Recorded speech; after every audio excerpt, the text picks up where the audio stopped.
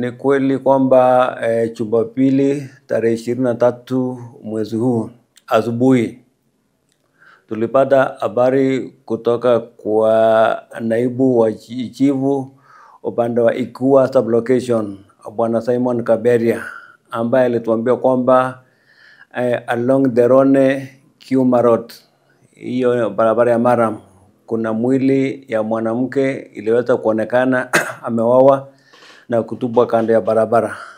Mimi niliweza nikatuma OCS na askari kutoka Mau police station, na kufika kule ni kwamba kweli waliweza kupata huyu mama amewawa na kutupwa kando ya barabara the Rone Kiuma Road.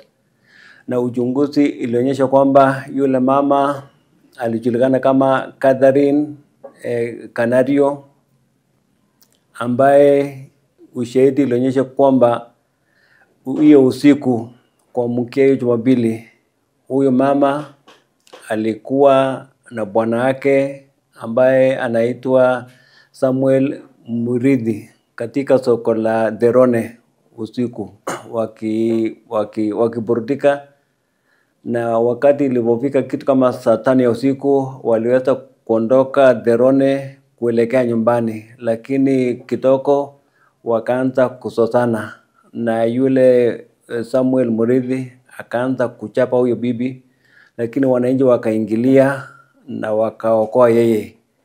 Lakini baada ya wananchi kujua kwamba Samuel Muridhi na huyu marehemu ni bibi na bwana, waliweza kuachilia waweze wakaenda.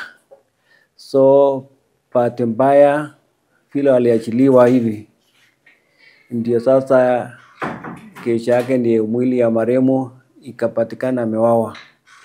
So uchunguzi ulionyesha huyu mama aliwawa kwa kuchinjwa shingo na kisu. Hivyo ndio ilikuwa.